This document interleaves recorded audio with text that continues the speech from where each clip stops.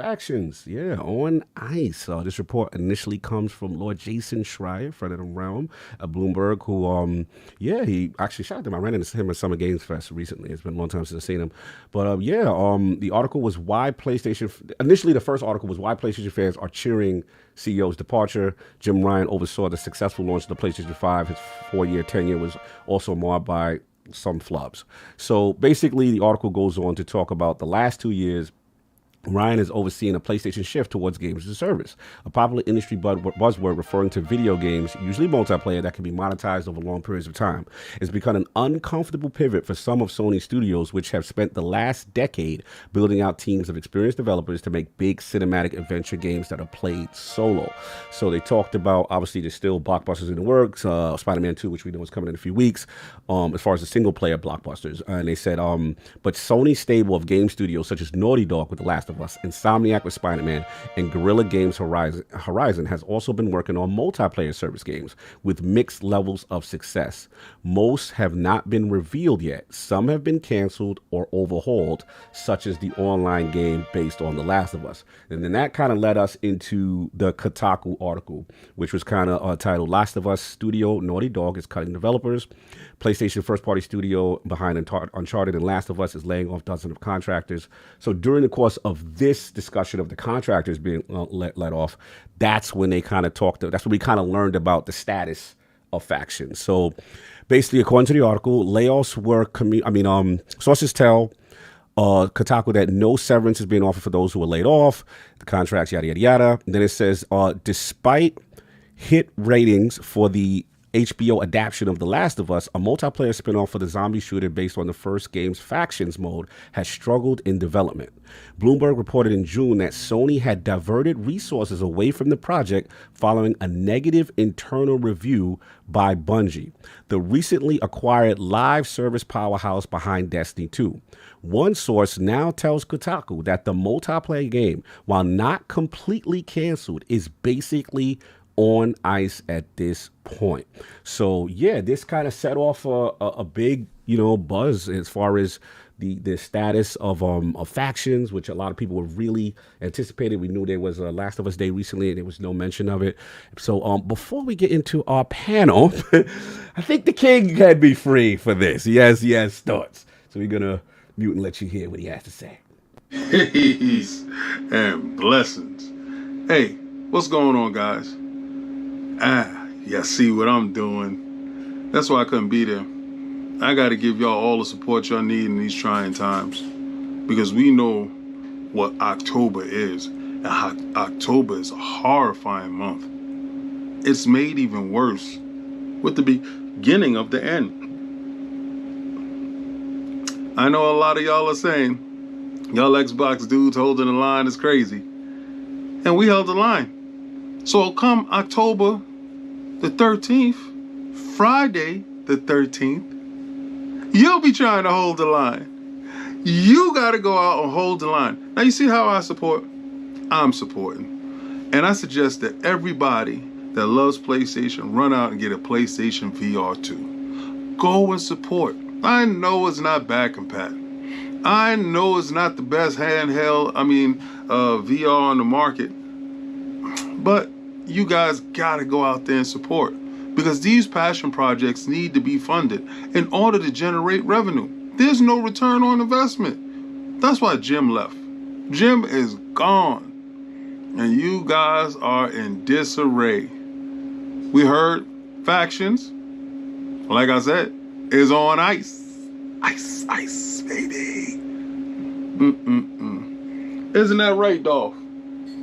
These dudes, they be acting like they number one, but it's all cap.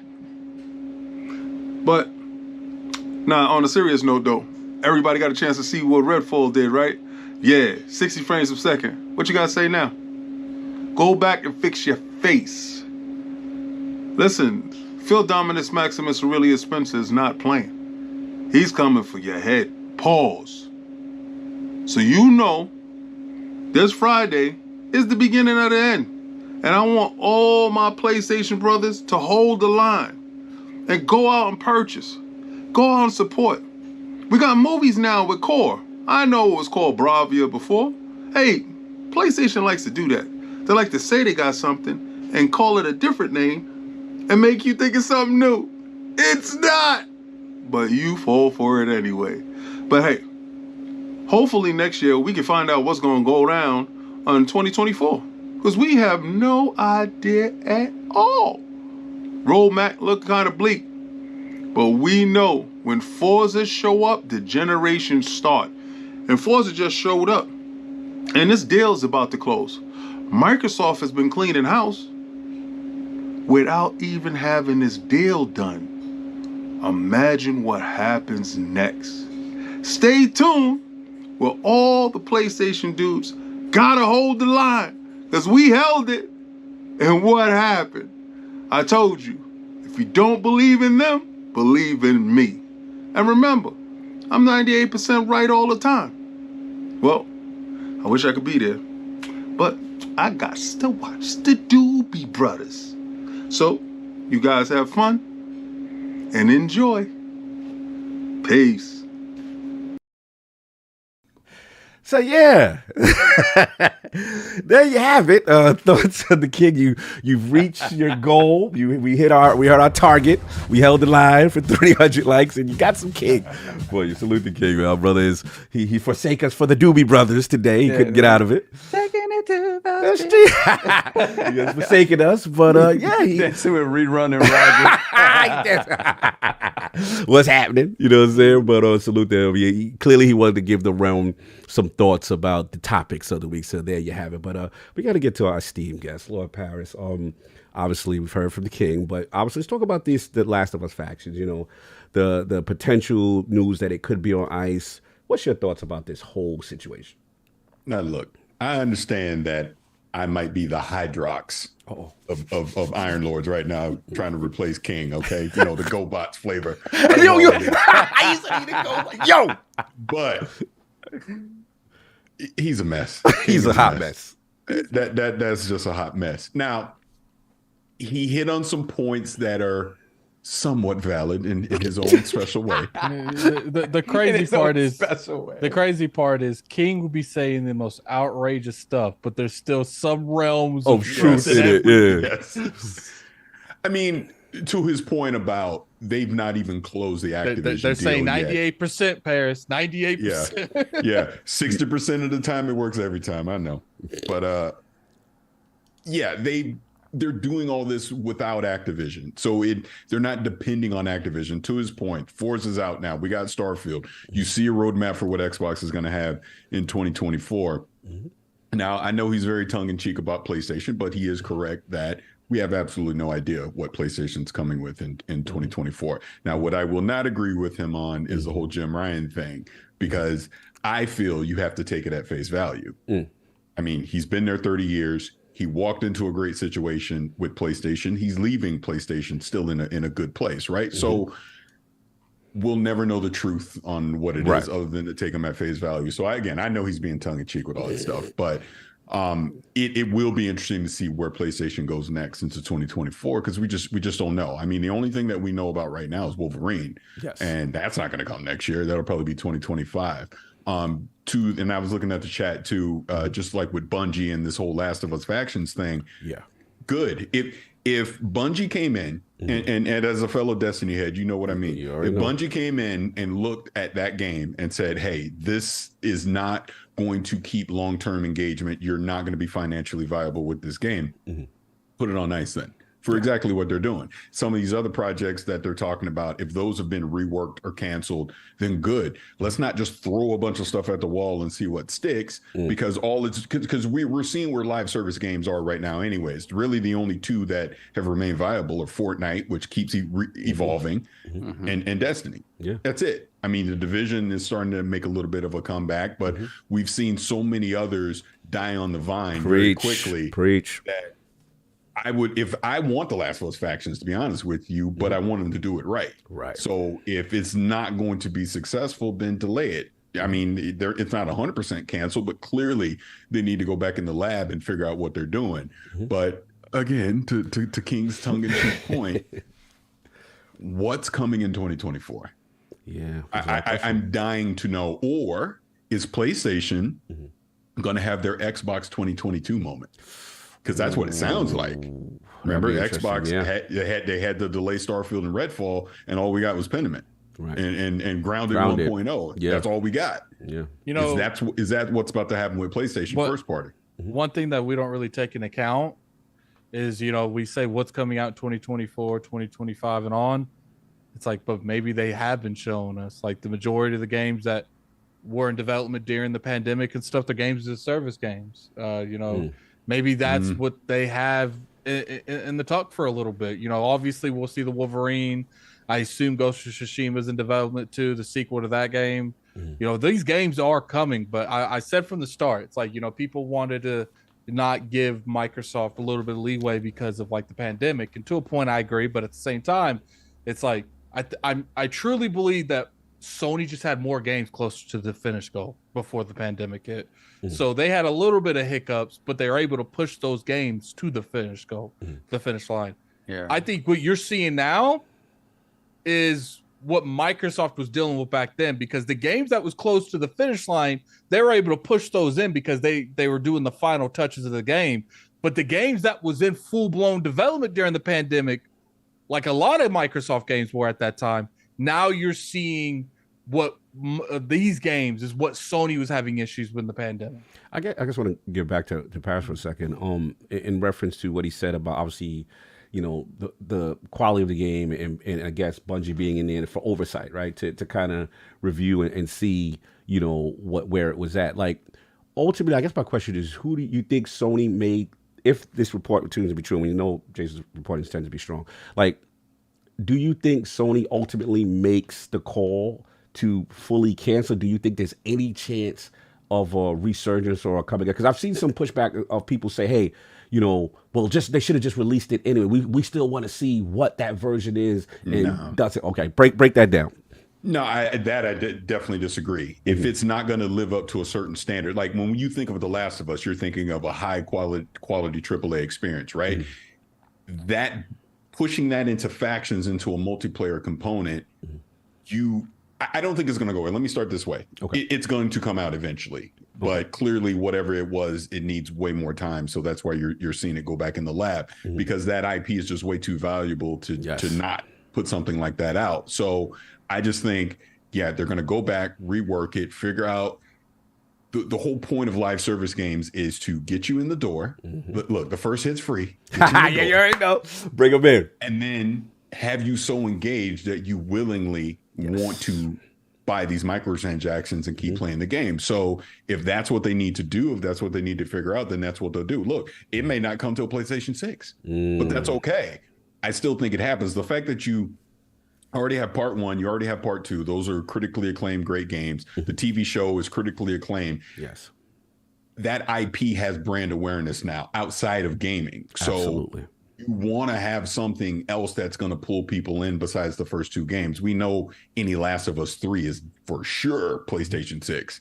You know, it's not going to happen anytime soon. So if they need a few more years to rework this and figure out what, you know, to do it the right way, then that's what they're going to do. That just makes sense to me. It would not be viable, in my opinion, to just completely cancel Last of Us factions, because I do think there's a market for it. Clearly, there are people, as you're saying, that want to play it, that want to see it, but let's just make sure we do it right. Let's not have it come out, we're excited for a month or 2, and then it just goes away because nobody's playing it anymore. No, fair enough.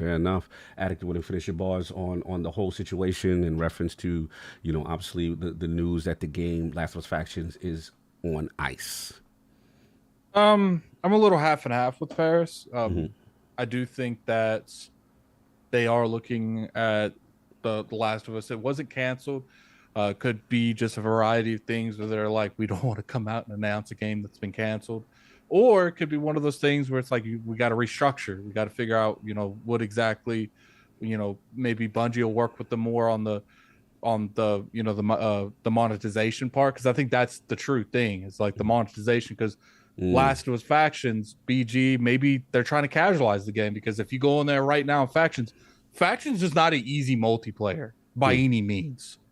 And you know, it could be a variety of that. I personally feel like if they don't go back and rework, I agree with Paris, it won't be canceled. I think they'll restructure it and add it on to The Last of Us Part 2 remake or Last of Us 3 as a factions to that game before they just cancel it So entirely. you think they'll go away from the standalone? I just want to be clear. It just depends if they're able to find a middle ground with Bungie and find out a way to monetize the game. Because I don't think that Sony's just going to continue to throw more and more money at it. I do think there is an endpoint. And clearly, you see all the contract workers got laid off. Yeah. You saw, they've already started funneling less money into it. It was reported it happened in June. Now you got reports it's being on ice.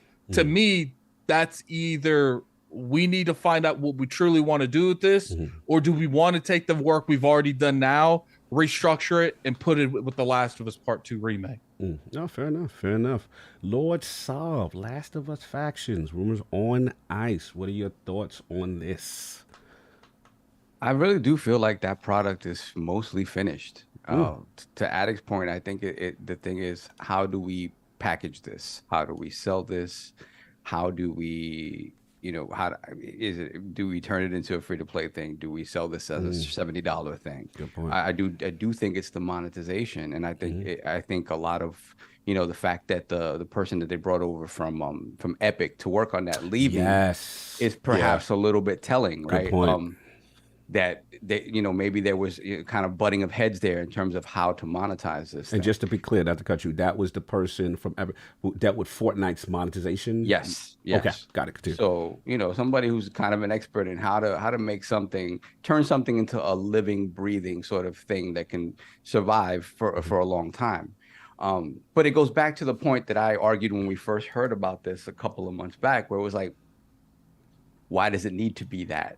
And again, maybe that's just me being idealistic, because at the moment you turn that from from a mode in Last of Us Part 2 into its own game, it obviously has to expand into something bigger and grander, right? A $70 product, so to speak. So, but what I always assumed it was something that was going to be a little more cinematic, narrative sort of based, but it gave you that sort of that multiplayer sort of what you got from factions originally in the original game, just expanded upon, and maybe some storytelling around it that kind of gives you insight into the world of The Last of Us, as opposed to these characters that you know of already in that world. So that's my impression of what that was. And then you have Bungie come in, and again, this is us assuming the amount of power that Bungie has within Sony to say no, yes, no. But if there is a thing where it's like, hey, Bungie's thinking about where these games need to be and what kind of products they need to be, is this living, ongoing thing. We have to figure out a way for people for this game to be sticky, for 2, 3, 4 years, whatever the case may be. Real quick, Solve. I don't think Bungie has the power to go in there and just shut stuff down. Oh no, not say like shut it down, but their suggestions hold a lot of weight. Yeah, I think it's like that. They showed the report and they're okay, elaborate what you mean is report. Then they went back to Naughty Dog with factions. I was like, this is what Naughty Dog thinks of this model. How do you expect debate it? It's like how do you expect to go against the grain that Bungie here has, and I don't think Naughty Dog passed they didn't pass the checks, man. When it comes to creating that type of game that Bungie is known for now, I just think there's this sort of butting of heads of how they sell this game, how they allow this game to live, and I just sort of think that Bungie's design ethos was, we're going to give you this cool multiplayer, we're going to wrap it up into a more sort of pristine kind of quadruple A product that you sort of expect from Bungie, with some story, with a little more context for the world of The Last of Us, and do it that way, but not necessarily expecting people, the people who gravitate to it and love it are going to play it for a long time. But beyond that, maybe not create systems within the game, which kind of, the carrot on the stick thing that you have with Destiny and other sort of live service games, where it's like, okay, what do we do to bring them back week over week, week engagement? Month? Yeah. So Yeah, go ahead, Pat. I'm sorry. I No, don't know please. how to I don't know how to interject on No, that. please, just do. We jump in. That's We what jump do. in. Just jump in, brother. Yeah, But, we jump in, but I'm the only one that gets repercussions for it. So. Well, you do your RPM. You do it the most. You do it the most, but we're going to let you ride. Continue, man. No, but ironically enough, as we're talking about this, I'm thinking there's another gaming company that's doing the same exact thing, but not getting the publicity because it's all rumor and speculation on this project even existing. But 343 and Halo and Tanaka or Tatanka or whatever. Yes. It's called. Tatanka, yeah. Yes. I mean, think about it. 343 just went through a major restructuring. Leadership, contractors got laid off. We obviously don't know with certain infinity of any layoffs or restructuring that may potentially happen with them. But again, if you go by rumor and speculation, Jess Gordon, that game has evolved into something a lot bigger than what they originally planned. Because remember, it was just supposed to be an add-on to Halo Infinite, where now it sounds like it's going to be its own standalone thing. So maybe this is similarly what's happening with factions, where we had an idea for it. We realized this isn't going to have a long tail. Let's restructure it and turn it into something bigger. And to Sav's point, maybe it's not free to play. Maybe it becomes a $70 purchase that has, DLC and microtransactions attached to it because now it has its own story and its own thing that makes it stand out, that it's not The Last of Us 3, but it's in the Last of Us universe, and there's like a co-op or multiplayer component to it. So I get, these articles come out and we see that for what it is, like, oh wow, it's on ice, contractors got laid off, this isn't good. But maybe there is a long-term plan with this where, look, we need to scale it back for now. We need to replan, and then when we're ready to go back into full production, we can rehire because it's contractors. They weren't laying off. Core. They weren't laying off like Naughty Dog employees. So right. maybe now we can hire some more contractors and go back into full production on this in another year to 18 months. Who knows? Yeah, that's what makes sense, right? The fact that the contractors, if you're putting it on ice, the contractors don't have anything to do because they're the grunt work guys, right? So while they figure out what they're going to do with this.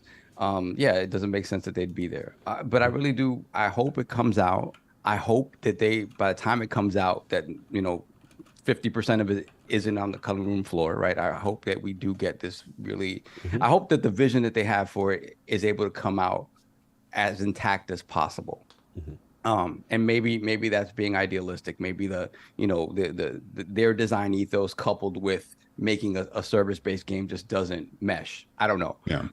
But I really do hope that doesn't mean this game just never sees the light of day, because that would suck. And again, it's a lot of time sunk into something that's ultimately not coming out for a studio that only drops maybe one or two games per generation as it is. So, if this ends up just going away, that's years sunk into something that's not happening. So, that sucks. No, well said. I agree with both what everyone's saying. This is tough because on one hand, I saw Jason's article. I respect the pivot. I know a lot of people give Jim Ryan a lot of grief for some of the moves and some of the things he has said. I get it. But as far as the pivot to live service, I always felt Sony needed to do this, to kind of stay viable. That's how the industry is changing. So, but live service is hard. It's very difficult. You have to, the monetization model to get people coming back.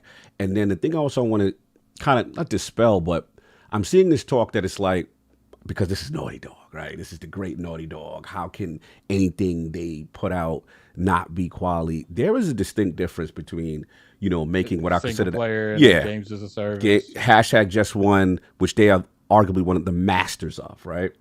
Then to make a viable multiplayer game that is consistent. And I agree with Paris in the sense that, there's a quality bar there, right? And also not just a quality, it has to be an engagement bar.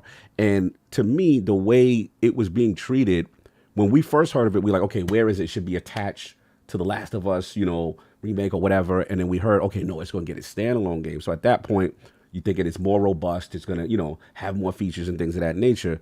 And then obviously we get the report. So the way I look at it is, it's either two things happen. It's either, in my opinion, obviously Bungie, part of the reason why they were acquired was they are going to have their expertise leaned on for PlayStation game studios during this pivot. So when that happens, to me, it's like, okay, check this out. It's either A, the game is fundamentally not good at a gameplay loop at its core, right? and then Sony maybe shuts down, cuts its losses, and obviously QA's let go or whatever, right? And we know that they have a very high quality bar at Sony from a Metacritic standpoint. That's one possibility I'm thinking. Another one is that it is a solid multiplayer game. It's a good multiplayer game, but maybe not a good live service game, not a game like Solve, you said, sticky, retain, engagement, getting people to come back. And I kind of think of, in a way, Halo Infinite at launch. We could say what we want. The core game was fun, amazing. Yeah, it was fun. Yeah. It was amazing. It was so good as far as just the minute-to-minute gameplay and engagement. But what we started to learn as we went on, right? The monetization model wasn't there. I mean, the live service model wasn't there. The content to make you keep coming back, the skins, the events, it was kind of bare bones. And then it started to suffer. Now they've come back. But to Sony's point, maybe they don't want to wait, 2 years, 3 years to go through any type of growing pains and lose on investment. So the other thing we got to look at is, we're in a world of free to play, right? And I think, Paris, you touched on the monetization model, right? What kind of works? Do we make it a $70 game standalone, right? But then maybe they say, hey, in a world where Fortnite is free, right? In a world where a lot of these games are free to play, it would have to be free to play. Right. Do we get that stickiness? And then, it's one of those things, and I think I had this conversation with Rand, and I was just like, in my opinion, because I play live service, I play Destiny, all this stuff all the time. In my opinion, it's kind of hard to not do free to play and on multiple platforms, because we know, like, for example, they've been with the PC ports, it's been kind of like 1 year later for Sony, right? So the argument is, can you drop a $70 game and limit it, a live service game, to just PlayStation? They can't. No. I agree. Yeah. I agree. It's that walled garden thing is not going to work. It doesn't work for live. So in my opinion, I'm with you, Saab. Like, you've got to get the most players, the most engagement. So you kind of have to break that rule and say, hey, it's PC also day one, right? And you got to have a good model to make people come back. And the last thing I'll say is just that, look, obviously I'm a huge fan of Bungie. I saw some talk going on in Paris. I was in my feelings, man. They was like, yo, how dare these dudes? They should have just dropped them. I don't like the power they got over there. And look, I get it, but let's be respectful. This is the creator of Halo, the creator of Destiny, regardless of how you feel about Destiny. You can't knock the engagement and the longevity. What is it? 2014? Well, they're about to hit their 10-year plan. They're about to hit 10 with Final Shape. Talk about it. 10 years in the game. We've been through all the Destiny killers. You know what I'm saying? The Anthems, Division 1, Division 2. I can't plan 2 years of my life, and they doing 10? 10 years of playing, like close to playing this game. So again, we take the emotion out of it. Hey, they've had their ups. I'm not going to say the game's perfect. They've had their ups, they've had their down, but you cannot deny the longevity. As of I look right now, I think it was like top 10 or just outside the top 10 right now during all the crazy PR stuff that's going on with you right now.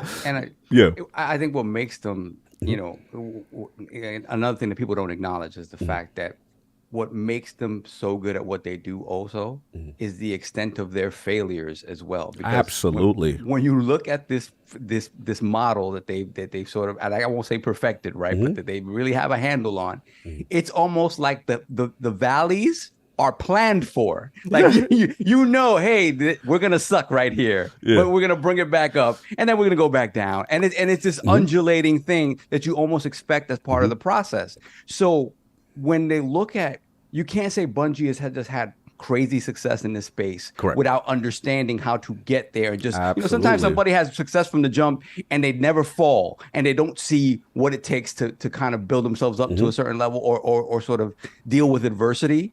They've dealt with adversity at every turn. So when they look at a faction and say, and for me, like I said, I'm of the mind, maybe it doesn't have to be this game that lives for 10 years. Fine. Yeah, I'm cool with it being something that's... but Sony, Jim Ryan went 10 live service games. Correct. And that's another question to ask, right? Does whoever comes in, do they follow that mantra or do they say, hey, I don't need this particular game to be that? And kind of roll that back, right? Because I do feel it is a Jim Ryan sort of mantra where it was like, hey, we need these to be this. Right. And we at least see what we have if we put this type of game out there. So yeah, I think what makes Bungie so good at what they do, and the fact that, you know, so this pushback you're getting, like, oh, they shouldn't have this pop. The fact of the matter is they understand the highs and they understand the lows. Right. So there's nobody better to have brought in to be like, hey, this works, this doesn't work, this works, this doesn't work. Right. Because they understand the entire spectrum of it, is what I would say. No, absolutely. And I agree. You know what I'm saying? It's definitely been trial by fire. And at the end of the day, you know, they've been able to make the successful pivots, whether it's self-imposed or not, you know, they went during, you know, Destiny's run, to be able to do a console live service game and continue to have the engagement they have. You cannot deny the engagement. But last what I wanted to say was just that what I do find interesting is, I want to know what you guys think about it in reference to the Jason Schreier report, saying that his inside sources are saying that PlayStation studios have an uncomfortability with the pivot, some of them with the pivot to live service, and that as traditional single player game makers, now with this new edict from up top, that we're going to need you. When you see Sony Santa Monica's name and they hear Naughty Dog's name, and, you know, some of these studios, these traditional amazing games now having to make this style of game, what do you feel about an uncomfortable pivot? Like, do you think that this could cause unrest because developers want to do what they want to do, or they're just in the pains of a transition? Like, what do you think, Paris? I'm just curious. Okay, so you want to get me in trouble? Yes. I'm not trying to get me in trouble. I see what just happened. I got bamboozled. I'm trying to get in trouble. Gotta get you making those tough questions, man. You're good at it. Here's what could happen. And it's ironic because you didn't mention Guerrilla and all of that. Of all their major studios, Guerrilla would probably be the most comfortable because with their Killzone legacy, so they have multiplayer experience. But that's the exact point. You're asking studios that traditionally have not done multiplayer components to now start doing not only multiplayer, but a full-on monetized live service component as well. So there is going to be unrest with that. There is going to be uneasiness with that. And here's where I'm going to get in trouble. Oh, let's go. What potentially could happen is you see top talent leave and go elsewhere. That's what could happen, especially if, hey, I don't want to make multiplayer games. I like making, I don't know, God of War or whatever, right? Why are you trying to make me make God of War the multiplayer game? I don't want to do that. Right. I'm going to go somewhere else where I can continue to make the things that I want to make. Since we're talking Bungie and all that, why do you think Bungie, if you go back and look through their history, left Xbox in the first place? They didn't want to be the Halo studio. They wanted to start doing other things. Good so point. If all of a sudden these studios are being made to do things they don't want to do, you're going to see people that have the skill set and the talent to go, I didn't sign up for this. I'm out of here. Very good. I'm not saying it's going to look, try not to get in too much trouble. Yeah. I'm not saying it's going to happen. Right. I'm just saying that opens up the possibility for it to happen. So we'll see. No, I think that's fair. Solve, Attic, with your thoughts on that real quick before we move on? Saul can go first. There's noise in the background. No, you good. Okay. Yeah, I do think.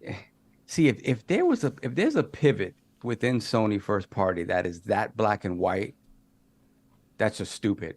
I mean, that's just stupid. Now you're telling people that have been making X type of game for decades, you're going to pivot to this, and you're going to have to learn you're going to have to figure this out, right? And that's the part that kind of doesn't sit well with me. I mean, they made all these other smaller purchases, specifically, I thought, to focus on that sort of stuff, right? The names of the studios escape me right now, but they have a bunch of new acquisitions that kind of, I felt, Fire Sprite and things of that nature. That I felt were sort of working on those types of games, Jade Raymond's studio, things of that nature, right? Yes. So my thinking was, okay, we're going to bring in these studios to make these type of games with, Bungie sort of overseeing everything in addition to whatever Bungie's making, right? Because Bungie's next game is obviously going to be on all platforms, but obviously it's going to have that PlayStation sort of stamp of approval on it. Right. And I figured the studios that were making, the single player, just ones or whatever, were going to be left alone. If that is a true mandate from within, then you're not reading the last 10, 15 years of the industry and what happened when you tried to tack on multiplayer gameplay to games that had no business having it, tacking on multiplayer to BioShock 2 or something like that. Just to be clear, I just want to interrupt for 1 second, Saul. The report says that even though single player blockbusters are still in the works, Sony stable game studios, Naughty Dog, Insomniac, Guerrilla Games have also been working on. You see, it appears to be separate multiplayer. Right. So I just want to be clear, like not necessarily add on, but that's where some of the uncomfortability. It's like they're being, I say being told, but the rumors Right. that they also have to work on these separate multiplayer games as opposed to like an add-on game. Listen, nobody likes to take a part of their team and you know and sort of section them off to do something different when you're working on a big project. If that is the case, I feel for them because again, I get that. At the same time, if it is not invading the actual single player product that they're working on, apart from taking away resources, but if the mandate isn't, you know, fit this into you know your next single player narrative adventure, I'm fine with it. Again, things will play out the way they will play out, and if the quality of that game suffers as a result of trying to make this multiplayer thing, it'll be evident, and hopefully that'll change minds internally. But yeah, to me, that I get it. And to Paris's point, the industry, well, now, you know, there was a while the eating was good out there. You could leave and you could leave just for the sake of leaving. And if you had the credentials, you were going to get a pretty nice package wherever you're going. Things have kind of shifted a little bit where it's, you know, you have to worry a little bit about stability. But yeah, at the end of the day, if you're being forced to do something that you don't have expertise in, that you don't want to do, these guys are going to up and leave, and they're going to start migrating to other places. And there's, you know, again, you have a new Nintendo console on the horizon, and I'm sure they'd love to have devs, you know, working on that.